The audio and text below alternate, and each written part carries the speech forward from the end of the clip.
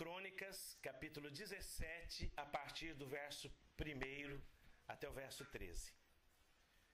Em lugar de Asa, reinou seu filho Josafá, que se fortificou contra Israel.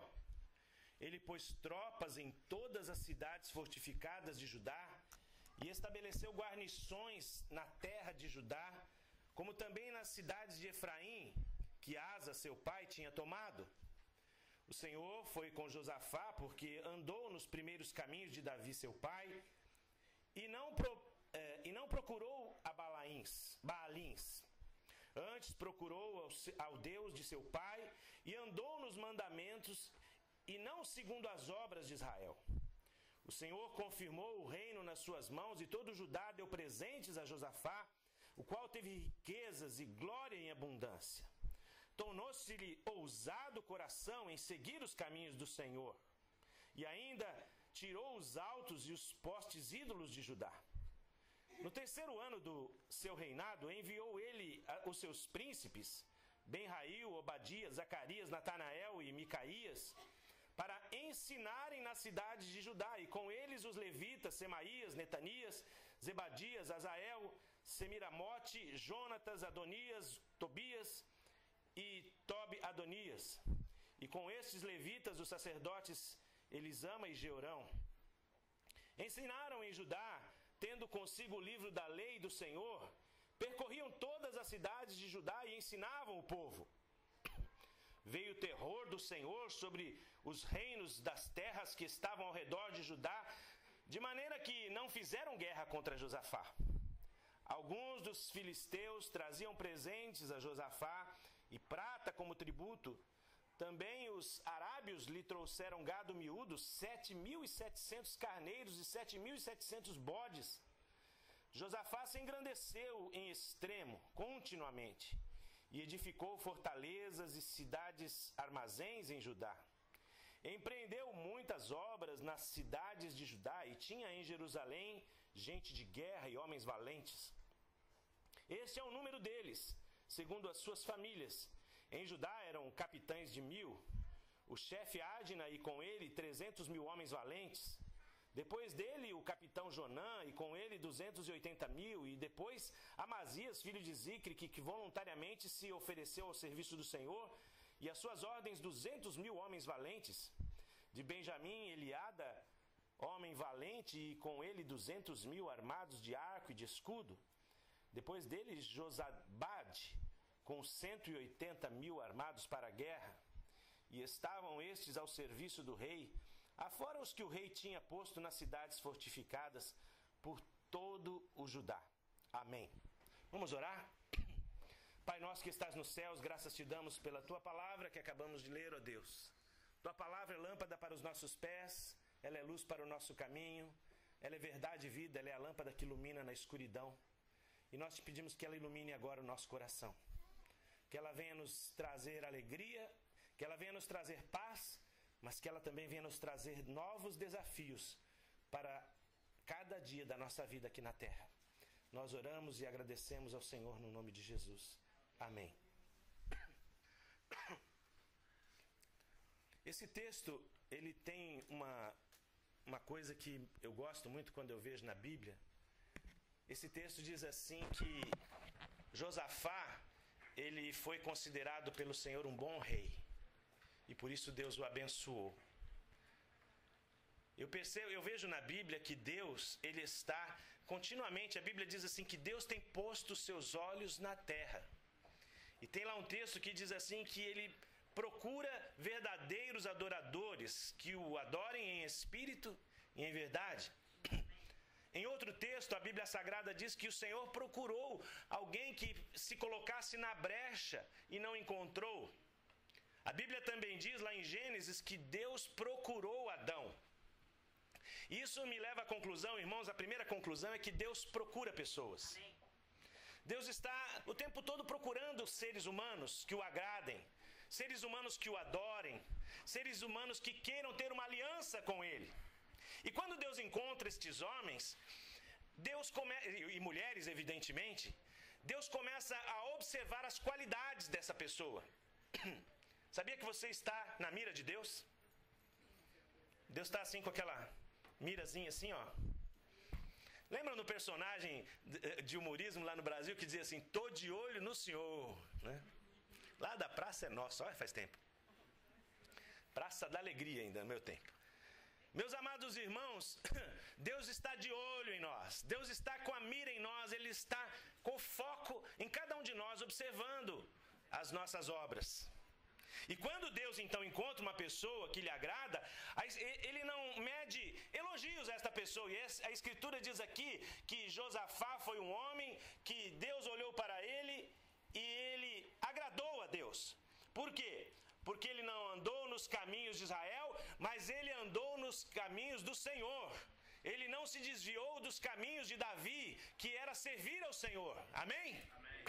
E quando a gente vai para a Bíblia, a gente encontra lá em outros lugares, outras pessoas que foram elogiadas, como por exemplo Daniel. Eu lembro que Daniel, Eliane quer me dar uma balinha aqui, eu não consigo chupar balinha e falar. Mas Daniel, por exemplo, Deus... É que eu estou engordando, irmãos, a garganta aperta aqui, eu preciso de uma camisa mais larga.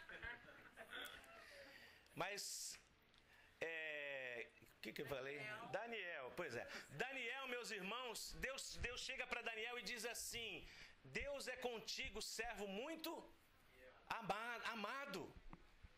Daniel estava lá na presença de Deus orando e Deus chega e diz assim, servo muito amado.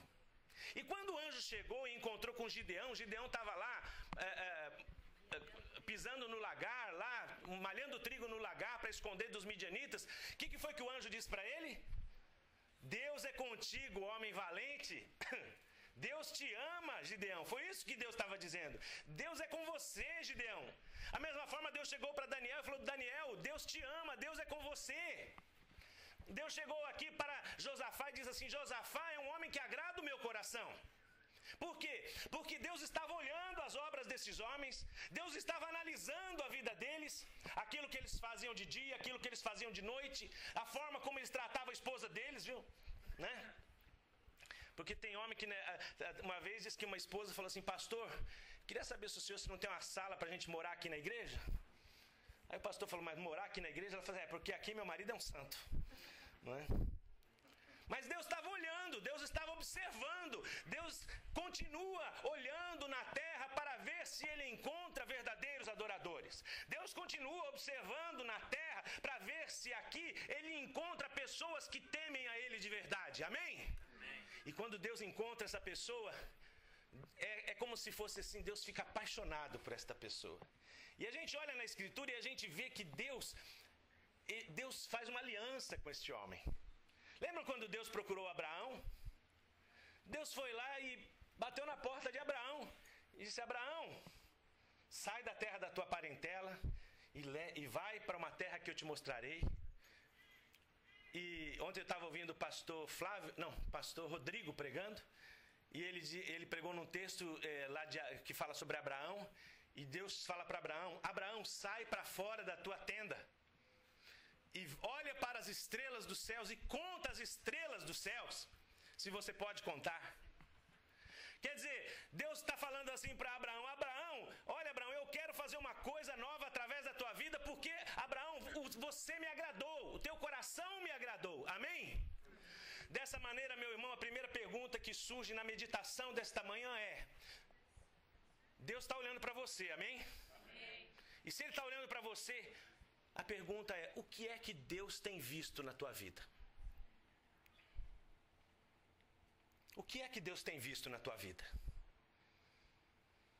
Ah, pastor, Deus tem visto um servo temente, um servo dedicado, um servo que todos os dias pensa no Senhor, ora ao Senhor, busca ao Senhor, quer fazer a sua vontade, que todos os dias adora ao Senhor, e seja na tribulação, seja na angústia, seja no momento bom, seja no momento difícil, ele encontra ali um servo, uma serva que está esperançoso e que está esperando o dia da redenção.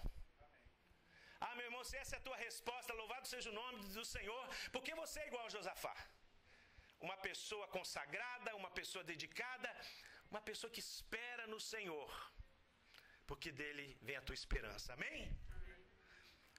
Mas há pessoas que Deus vai olhar, porque da mesma maneira que eu disse que para algumas pessoas Deus tem elogios, Deus tem palavras boas para dizer, para outras pessoas Deus não tem elogios.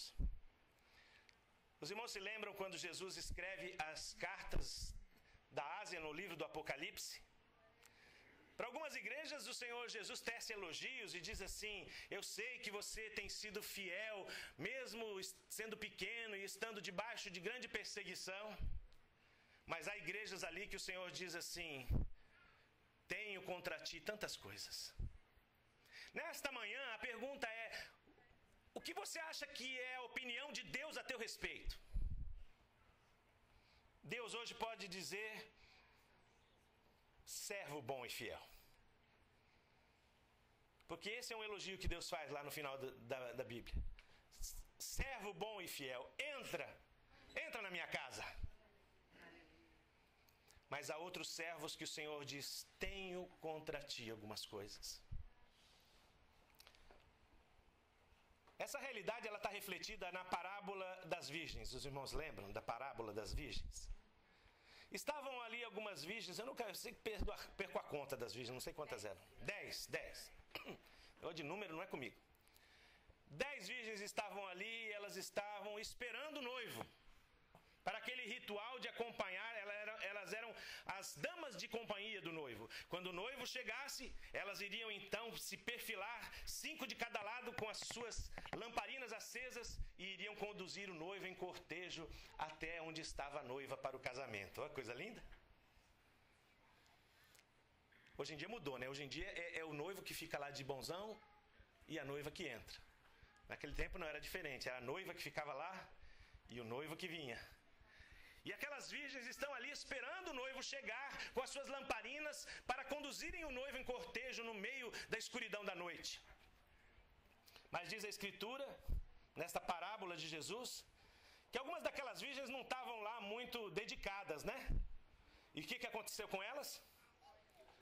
Elas dormiram, adormeceram, elas não trouxeram óleo, azeite suficiente também para a espera que era longa.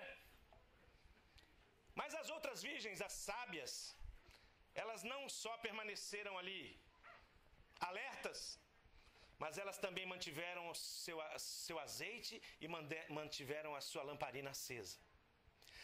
Ao chegar o noivo, aquelas noivas chamadas nécias se viram perturbadas e apavoradas pelo fato de que o azeite delas tinha se acabado. E pediram para as outras que compartilhassem com elas do azeite. Mas aquelas donzelas sábias, elas disseram: não podemos fazer isso, porque se a gente der parte do nosso azeite para vocês, vai acabar o de vocês e vai acabar o nosso. E vai ficar todo mundo envergonhado, porque o noivo vai ter que chegar até na noiva no meio do escuro, da escuridão. E elas falaram: vão aos que vendem. E elas foram aos que vendem. Mas aí, meus irmãos, já era tarde demais. O cortejo seguiu só com 5. E isso deve ter deixado o noivo bastante frustrado, né? Imagina você aí, jovem, programa o seu casamento, né? E convida ali, sei lá, 10 casais para serem os acompanhantes, as testemunhas do casamento, aquela coisa dos padrinhos, né? E naquele dia 5 desses casais faltam. Então fica ali 5 de um lado e nenhum do outro. Vai ter que botar 3 de um lado, 2 do outro.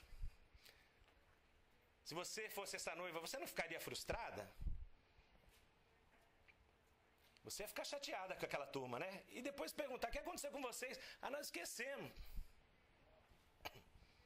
Então, quando essas moças, essas virgens voltam e tentam entrar na festa, os portões já estão fechados. E então elas chamam pelo noivo: escuta, nós estamos aqui, nós vamos lá comprar o azeite. E aquele noivo, bastante contrariado, diz assim: eu nem sei quem são vocês. E Jesus diz: assim será no fim dos tempos. Muita gente vai chegar e dizer: mas eu estava lá na igreja, lá onde tem aquele pastor gordinho lá, pastor Ledo. Eu ia lá todo domingo. Quer dizer, todo domingo não, né, pastor? Porque ninguém é de ferro. De vez em quando eu estava lá. E o noivo Jesus vai dizer assim: mas você não estava preparado, você não estava se preparando para esse encontro. Teu coração não estava totalmente voltado para mim. Assim, meus amados irmãos, naquele dia, muitos vão ouvir um não de Deus. Sabia? Muitos vão dizer assim: servo mau, para as trevas exteriores, diz a Escritura. Mas ao servo bom ele dirá: servo bom e fiel, entra na minha casa. Amém? Amém? Meu irmão, qual é a avaliação que você acha? Se você for aqui fazer uma autoavaliação, qual é a avaliação que Deus poderia fazer de você hoje? Vamos fixar hoje, né, Aline? Hoje. Fiquei todo feliz, estava ali conversando com a Aline e falei assim: Aline, me fala aí um pecado que você tem cometido, minha filha. Pode confessar, o pastor está aqui. Ela não lembrou de nenhum, irmãos. Olha só. Fiquei tão feliz. Que ela peca, eu sei, mas ela nem lembra de tão, né? Tão pouquinho que ela peca. Meus amados irmãos, Deus quer pessoas assim, sabia? Pessoas que, se perguntar qual foi o seu último pecado, tem que ficar pensando assim, ó: ah, meu Deus. Agora tem gente que se perguntar assim: qual foi o seu último pecado? O senhor quer do último segundo, 2 segundos, 3 segundos? Ou dá para calcular em nanosegundo, né? Meus irmãos, Deus olha para a terra e procura pessoas que façam a sua vontade, amém? Pessoas que têm um coração voltado para Ele. E Josafá era esse homem, aleluia! Louvado seja o Senhor, porque ele era este homem. E nós olhamos para a vida de Josafá e nós vemos o testemunho da presença de Deus na vida de Josafá, porque Josafá de fato foi um homem vitorioso, amém? E Josafá, ele pode compartilhar conosco o segredo da vitória. O segredo de ser vitorioso. E qual é o segredo? Está aqui no texto. Em primeiro lugar, nos diz o texto que Josafá procurou a Deus e andou nos seus mandamentos. Então, um dos segredos, meu irmão, para você ser uma pessoa vitoriosa, não pense que vai ser fazer eu vou fazer Harvard. Eu vou para Princeton, é assim que fala? Eu vou para Duke. Você é uma pessoa assim, cheia da grana. Você acha que esse é o segredo da vitória? Você acha que esse é o segredo do sucesso? Esse não é. Sabe por quê? Conhecemos tantas pessoas ricas, tantas pessoas bem-sucedidas, mas que não são vitoriosas. Até porque, como eu já disse algumas vezes, prosperidade não é ter muito dinheiro. Prosperidade é viver bem com aquilo que você tem. Amém? Se você vive bem com aquilo que você tem, você é pessoa próspera. Outra coisa, prosperidade não é só de dinheiro. Tem gente que acha prosperidade é dinheiro. Eu já conheci milionários infelizes, já trabalhei com alguns, pessoas infelizes, pessoas que eu não gostaria, eu sinceramente, eu não trocaria o meu lugar pelo dele. Se fosse para viver igual a ele com o dinheiro dele, eu prefiro viver igual a mim sem dinheiro nenhum. Porque viver do jeito que algumas pessoas ricas vivem, frustradas, sem felicidade, sem alegria, sem paz, a única coisa que eles têm é o dinheiro. Tem gente que pensa, prosperidade é ter dinheiro. Não, prosperidade é ser feliz. Prosperidade é viver uma vida abençoada. Teve um missionário chamado Carlos Stude, lá no século passado. O Carlos Stude, meus irmãos, ele era um homem rico, milionário. O pai dele era rico, milionário. E toda a família rica, milionária. Tanto é que ele não trabalhava. A vida dele era jogar aquele esporte chamado cricket, né? Na Inglaterra, que você anda num cavalo assim, que nem teu polo da camisa polo assim. Você joga com aquele taco assim. A vida dele era isso. Milionário. Até que um dia um missionário americano chamado Moody foi lá, pregou o evangelho para o pai dele, e no dizer dele próprio no seu livro, O Homem que Obedecia, ele diz assim: meu pai endoideceu, meu pai ficou maluco, ficou louco, deixou toda a riqueza, deixou tudo e passou a seguir o Moody pregando o evangelho pelo mundo inteiro. E toda a família achou, o velho caducou. Só que um dia ele quis saber por que meu pai mudou tanto. E foi procurar o Moody. E meus irmãos, dizem que o Moody era uma pessoa maravilhosa. E não tinha quem conversasse com o Moody que não aceitasse Jesus. E ele foi conversar com o Moody e aceitou Jesus também. Sabe o que ele fez, o Carlos Studd fez? O pai dele morreu um tempo depois e deixou toda a herança para ele.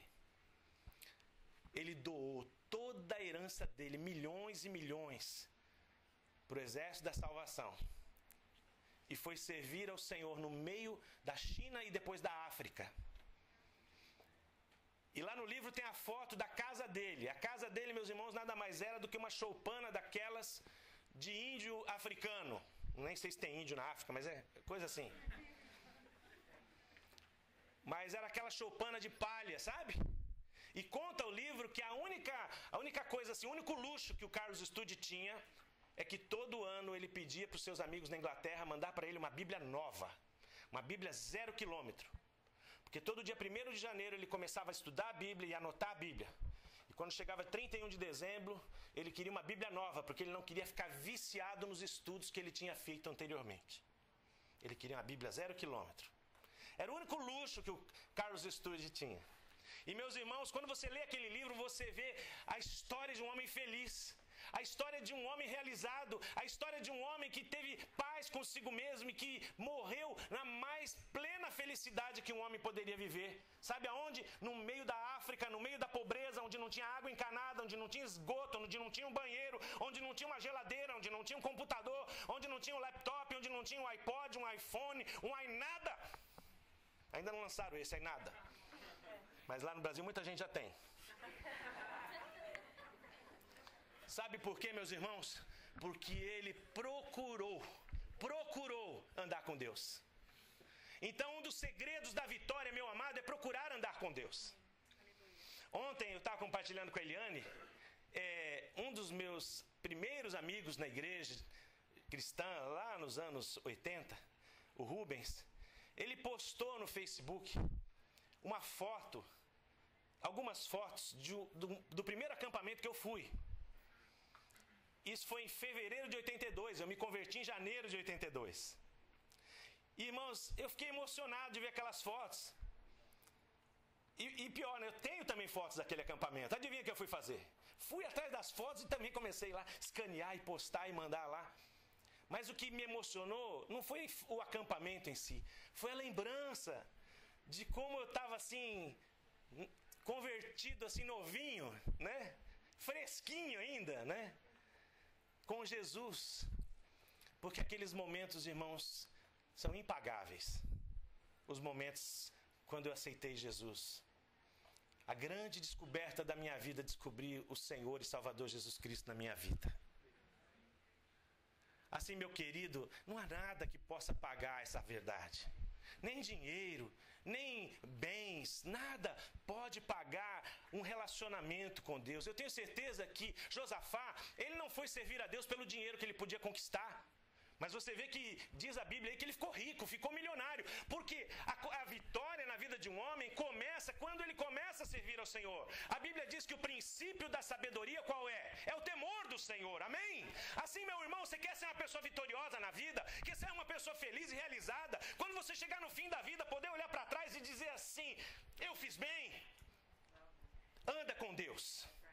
Anda com Deus e você verá a glória de Deus na tua vida. E não há nada nesse mundo que possa pagar. Não há prazer que possa pagar pela presença de Deus em nossa vida. Não há prazer sexual, não há prazer financeiro, não há nada. Tudo isso no final acaba causando nas pessoas, as pessoas que vivem só por isso, frustração. Mas quem teme ao Senhor chega no fim da vida realizado, não frustrado. Louvado seja o Senhor por isso. Assim era Josafá. Diz a Escritura também que eu gostei de um texto aqui, disse assim, que ele foi ousado no coração em seguir a Deus. Porque tem pessoas que são tímidas, né? Começam a andar com Deus, mas... como que tá a vida aí, meu irmão? Pastor, sabe como que é, né? Só pela graça. Para não dizer que tá uma desgraça. Só pela misericórdia. Pastor, e a vida está assim, né? Vai, não vai. Sabe o que acontece, meus irmãos? Muitos de nós servimos ao Senhor, mas servimos meia boca. Desculpa o termo. A gente anda com o pé em duas canoas. Um pé em duas canoas, eu nunca tentei fazer isso, mas deve ser uma tragédia. Eu lembro que nós fomos New Mexico com os meninos uns anos atrás, e eu nunca tinha colocado um esqui na minha vida. E aí alugamos lá para os meninos o esqui e tal, e eu não sei porque eles ficavam mais no chão do que no esqui. E eu decidi pôr aquele negócio, irmãos. Misericórdia. É que nem pôr um pé em duas canoas. A perna abre para lá, abre para frente. Você fica mais no chão do que de pé. Eu falei, um dia ainda vou aprender. Não foi daquela vez. Da mesma maneira, a pessoa tenta andar com um pé no mundo e um pé nas coisas de Deus. Não dá certo. A Bíblia diz que se a gente, por exemplo, ama o dinheiro e não ama a Deus, a gente, ou melhor, a gente tenta amar a Deus e amar o dinheiro, é impossível, porque nós vamos servir a dois senhores. Então é impossível servir ao mundo e servir a Deus. Ou você ama o mundo ou você ama a Deus. E Jesus mesmo disse, se a gente ama o mundo, o amor do Pai não está em nós. Dessa maneira, meus irmãos, quando a gente decide entregar a vida para Jesus, essa decisão, ela tem que ser uma decisão ousada. Amém? Coisa de gente assim, determinada. Eu estou entregando a minha vida para Jesus e eu vou servi-lo. Vou abrir mão de muita coisa nessa vida em troca da minha salvação e da vida eterna que eu vou conquistar por Jesus Cristo, meu Senhor. Amém? Josafá foi um homem ousado. Diz aqui que ele não foi assim, tímido em servir ao Senhor. Tem gente que diz assim, a minha vida espiritual é ir na igreja ao domingo, afinal de contas eu tenho família, então, primeiro Deus, depois vem o trabalho, né? Já vê essa divisão clássica, né? Depois aí vem a família, depois vem eu mesmo, depois vem a minha casa, depois vem o meu cachorrinho Totó. Depois vem... depois vem a igreja de Jesus. Né? Aí Deus fica olhando assim, dizendo assim... Como que a pessoa diz que eu estou em primeiro lugar e a minha igreja está lá em 10º? Não estou dizendo que tem que estar a igreja em primeiro. Mas é um grande reflexo, meus irmãos, quando a pessoa não está nem aí com as coisas de Deus, com a obra de Deus, é que ele não está nem aí com Deus, na verdade. Eu não consigo entender pessoas que dizem que Deus está em primeiro lugar em sua vida e a obra de Deus está em 10º. Para mim, se Deus está em primeiro lugar, a família está em segundo, a obra de Deus está ali, ó, em 3º, 4º no máximo. Amém? Na frente está a subsistência, não tem jeito, o cara tem que trabalhar para comer. Mas Deus e a sua obra tem que estar num lugar de prioridade em nossas vidas, amém? E Josafá foi um homem assim, determinado. Não diz aqui que o dinheiro estava em primeiro lugar, as coisas, não. Em primeiro lugar estava Deus, em um lugar de prioridade estavam as coisas de Deus. Por quê? Logo em seguida diz que uma das prioridades do reino de Josafá, qual foi? Ele nomeou pessoas para ensinar a palavra de Deus em todas as cidades de Judá. Eu não ouvi falar na Bíblia de nenhum outro rei que tenha feito isso. Escola dominical para todo mundo. E não é só dominical não, é na segunda, na terça, na quarta, todo dia. Ensinar a palavra de Deus.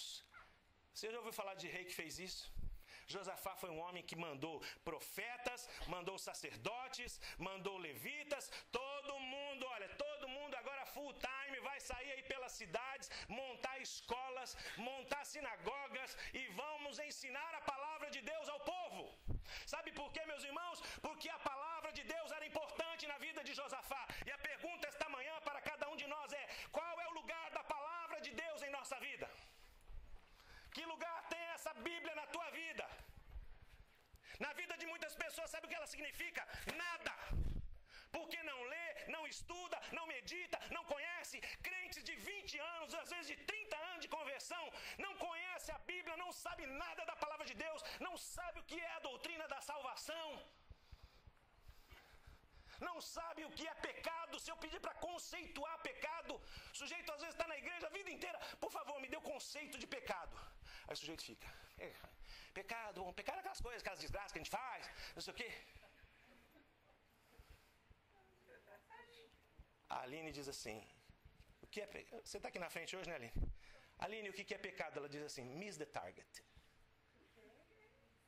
Errar o alvo.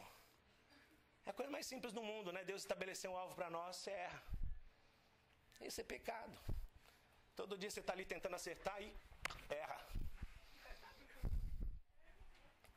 Mas tem gente que não conhece a palavra de Deus.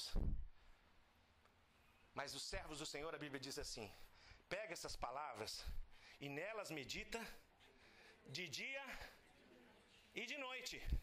Significa o quê? Que a palavra de Deus, por exemplo, tem que estar em primeiro lugar na tua vida. Em primeiro lugar, significa na frente da TV. Não na frente da TV, mas antes da TV. Antes daquela maldita novela da Globo. Mas, pastor, eu estou aqui na América. Eu já ouvi essa história.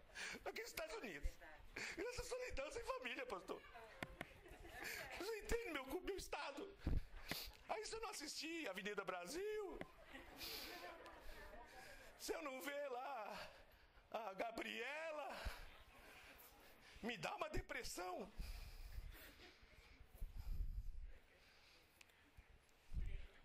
Agora, se eu ler a Bíblia, aí dá depressão, dá sono.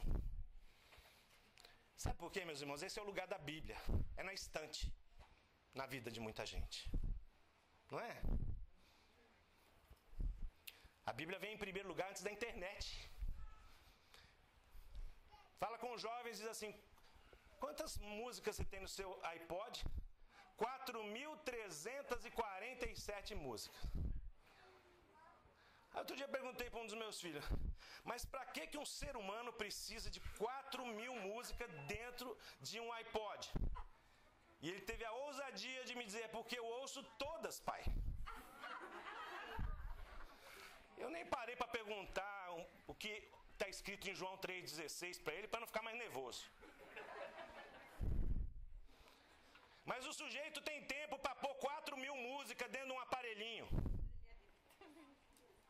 A Eliane está dizendo que esse filho lê a Bíblia. Graças a Deus.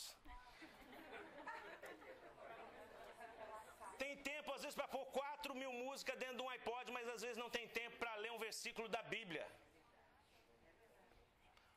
Josafá não, meus irmãos. Josafá, ele era uma pessoa que Deus estava no lugar certo na vida dele. Amém? Que lugar está Deus na tua vida hoje de manhã?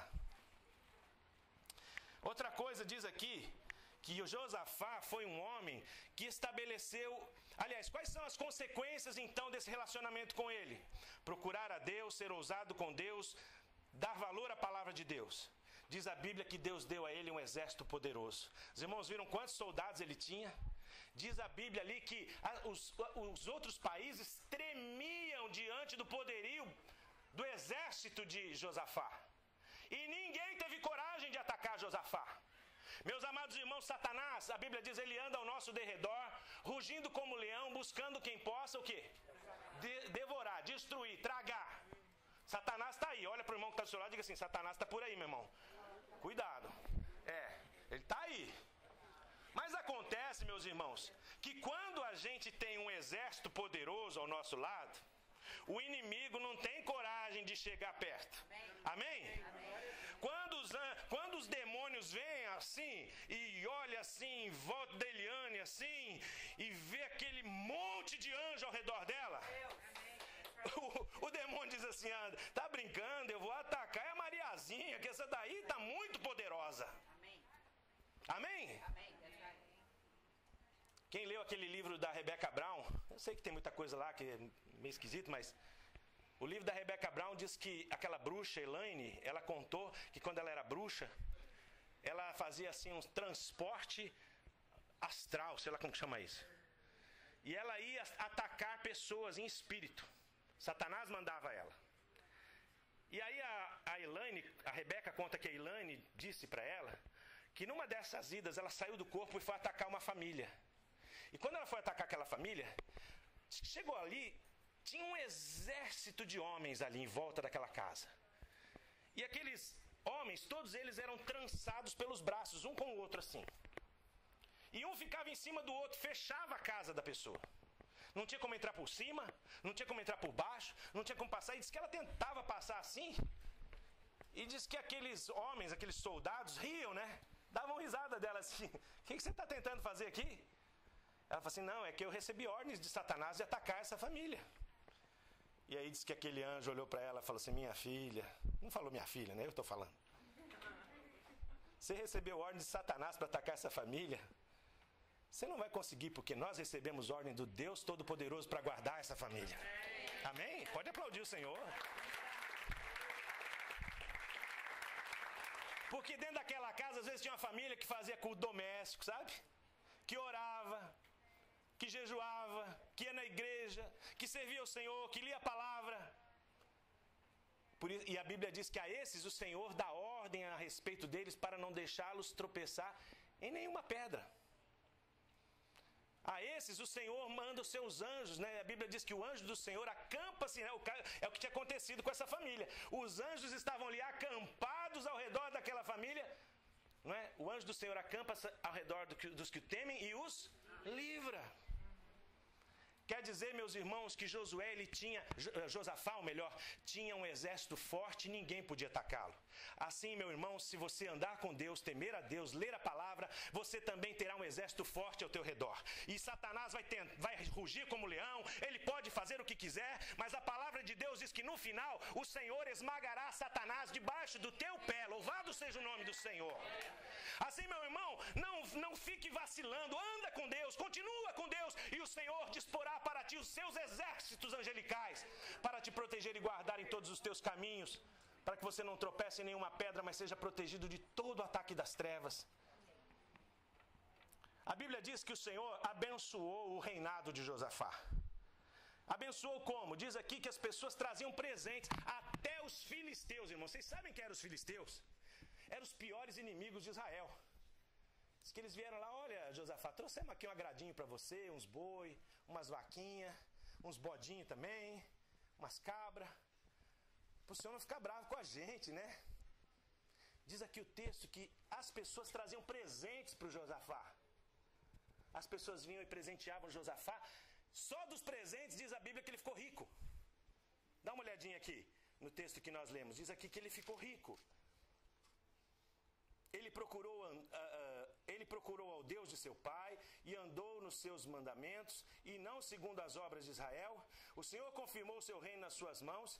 Todo Judá deu presentes a Josafá, o qual teve riquezas, glória em abundância.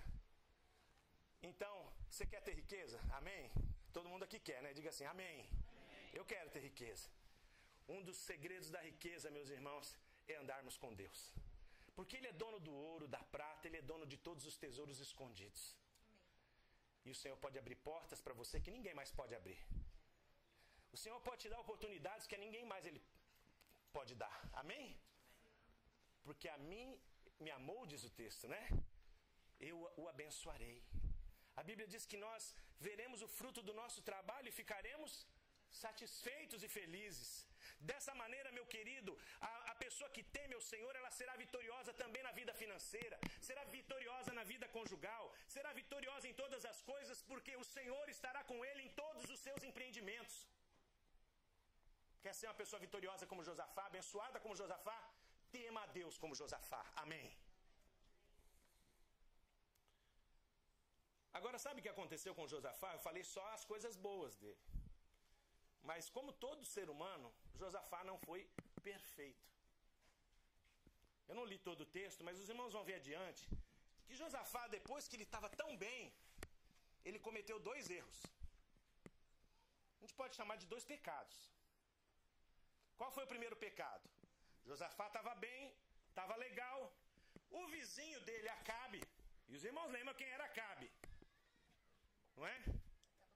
Acabe não era boa gente. Acabe era um homem que não servia a Deus. Tinha uma mulher chamada Jezabel, pior do que ele. Mas o Acabe deixou o Josafá saber que tinha uma cidade ali que estava para ser invadida pelos inimigos. E perguntou para o Josafá: Josafá, você não quer fazer uma aliança comigo e a gente ir lá e ganhar essa batalha? E o Josafá fez aliança com Acabe para essa guerra. Tanto é que no final Deus matou Acabe por causa disso tudo. Mas a Bíblia diz que Deus mandou o profeta para dizer para Josafá: Josafá, eu não me agradei da sua aliança com o Acabe. Foi a primeira advertência de Deus. Então, quando nós somos pessoas tementes a Deus, irmãos, abençoados por Deus, a gente olha para a nossa história e diz assim, nossa, minha história é que nem de Josafá. Deus me pegou lá no fundo do poço, lá no tufo do mufurufo. E me levantou, me colocou, me abençoou, me colocou os meus pés sobre a rocha, firmou os meus passos, colocou nos meus lábios uma nova canção. E eu estou feliz aqui na América, aleluia, glória a Deus. Eu agora posso dar uma esticadinha. Posso dar uma pecadinha, afinal de contas ninguém é de ferro. E quando o crente faz isso, meus irmãos, Deus chega e fala assim, meu filho, você fez coisa errada, olha. Lembra? Estou de olho em você. Deus não fez, ficou tudo bem. Só que aí o Josafá continuou e tal, e ele pegou e fez aliança com o outro. Ele fez aliança com Acasias, que foi um outro rei, depois de Acabe. E quando então ele fez aliança com Acasias, a Bíblia diz que Deus pegou e mandou ali o profeta para dar uma bronca em Josafá. E a Bíblia diz que ele perdeu muitas coisas por causa dessa aliança que ele fez com Acasias. Perdeu muitas bênçãos. E sabe o que isso significa, irmãos? Que muitos de nós às vezes brincam com Deus. Nós estamos abençoados. Lembra aquelas primeiras pessoas que eu falei? Que se eu perguntar, você está orando? Estou. Você está indo na igreja? Estou. Você está servindo a Deus? Estou. Mas muitas dessas pessoas de vez em quando ficam brincando com Deus. Sabe por quê? Vem a arrogância. Vem a arrogância no coração porque ganhou dinheiro. Quando estava pobre, oh meu Deus, me arruma um emprego, Senhor.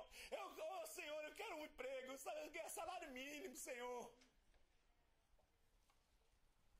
Ontem estava vindo o pastor lá pregar, pastor Rodrigo, e ele disse o seguinte, né, que quando ele e a esposa foram se casar, disse que a esposa fez uma oração. Ela pediu para Deus, assim, quando eu ouço as pessoas, eu passo para frente, né, as histórias. Aí disse que a esposa falou assim, Senhor Deus, me abençoa, me dá um Uno Mille, Senhor. Me dá um Uno Mille, Senhor. E me dá aquele apartamento que está construindo ali, ó, lá na Coab. Não sei, ele não falou isso, mas eu estou inventando aqui. Aquele assim que cabe a gente de lado, Senhor. Me dá um apartamento daquele. Quando a gente ainda está assim na pobreza, a gente pede para Deus, qualquer coisinha já está bom, né? E o pastor disse assim, eu dou graças a Deus até hoje, porque Deus não ouviu as orações da minha mulher. Mas sabe o que acontece quando a gente conquista as bênçãos de Deus? Muitos de nós começamos a ficar arrogantes. Começamos a ficar prepotentes. E lá no fundo, a gente começa a achar que Deus deu uma mãozinha. Mas quem pegou mesmo a bênção fui eu. Quem trabalhou duro fui eu. E nessa hora, meus irmãos, quando entra a arrogância, nós estamos prestes a jogar tudo por água abaixo. Foi o que aconteceu com Josafá. Ele perdeu a humildade. Assim, as lições que Josafá nos dá, além da lição de estarmos juntos com Deus, de lermos a palavra e servirmos a Deus, outra lição que ele nos dá é que precisamos manter a humildade diante de Deus. A nossa humildade deve ser permanente. Humildade, meus irmãos, é um predicado essencial na vida do crente. Um dia conversando com um dos meus filhos falou assim para mim, pai, ora por mim, porque é tão difícil ser humilde. Eu falei, filho, isso aí não vem com oração não, isso aí vem com determinação. Você tem que determinar no seu coração, eu vou ser humilde. Como que faz? Quando te xingar, fica quieto. É um exercício bom. Quando você ficou sabendo que fizeram a fofoca de você, você diz assim, vou orar pela pessoa que fez a fofoca. Para parar de ser fofoqueiro, vou abençoar. Oh, Senhor, abençoa aquela santa boquinha, Senhor. Oh, está fazendo fofoca de mim, Senhor. Vê se pode. Abençoa em nome de Jesus. Os irmãos estão rindo? Mas eu tinha um patrão que ele não ouça essa gravação. Ele era mau, era ruim. Esse patrão era ruim, irmão, mas era ruim. Não vou nem falar o nome dele aqui. Que agora vai pro Facebook, né? Sabe o que eu fazia? Eu ia para o banheiro, me trancava no banheiro da enferma, dobrava o meu joelho e dizia, Senhor, abençoa esse homem, Senhor. E em nome de Jesus, virava uma mãozinha assim, né? Já estava meio assim renovado. Senhor, em nome de Jesus, eu profetizo, esse homem ainda vai ser crente. Aí sabe o que aconteceu? Ele começou a me proibir de ir no banheiro. Esse menino está indo muito no banheiro. Eu ia lá para orar, né? Aí eu comecei a orar ali em silêncio. Senhor, abençoe esse homem. Resumindo a história, meus irmãos, hoje eu posso considerar que esse homem é um amigo meu. E ele é crente no Senhor Jesus, amém? E isso aconteceu com várias outras pessoas pelas quais eu orei. Eu orava e Deus abençoava e o meu chefe se convertia. Eu orava pelo Geraldo, orava pela Cátia, hoje eles são pastores lá de uma igreja batista em São Paulo. Assim, meu amado irmão, nós temos que manter a humildade, amém? Olha para a pessoa que está do seu lado e diga assim, mantenha a humildade. Deus vai te abençoar por isso. Como eu disse, a segurança dá ao homem arrogância. Será que você não está muito arrogante, não? Você olha para a conta do banco, você vê lá que você tem agora $750 na poupança. E diz assim, agora eu estou bem. Ninguém mexa comigo. Né? É que nem a Uli, tem a Matilda lá, tá gorda a Matilda. É um cofrinho que ela tem. Né? Agora... não mexe. Ah, já sacrificou a Matilda, tadinho. Mas a pessoa começa a ficar arrogante porque tem dinheiro. Meu irmão, sabe de uma coisa? Esse teu dinheiro pode até te comprar um caixão muito luxuoso. Aqui na América eles vendem uns caixões lindos. Eu vi, quando fui na funerária, lindos caixões de metal. Eles até têm amortecedor, assim. Tira o ar. É um negócio impressionante. Quando eu morrer eu não quero um daquele lá, não quero caixão nenhum. Mas, meus amados irmãos, é isso só que o dinheiro pode comprar para você. Porque lá quando você se encontrar com o Senhor vai olhar para você. E há outras coisas que Ele vai olhar. Não é quando você tem na conta, mas é o que você tinha no coração. Que nessa manhã essa palavra possa entrar no teu coração. Você possa lembrar que a arrogância é um passo para a decadência. Como eu disse, Deus está te analisando. Se hoje Ele olhar para você, será que Ele não vai encontrar uma pessoa arrogante? Estou me achando. Né? A última bolacha do pacote. Estou me achando. Eu sou tal, eu sou a tal. Né? Olha para os outros rapazes assim, o cara vai na gym, né?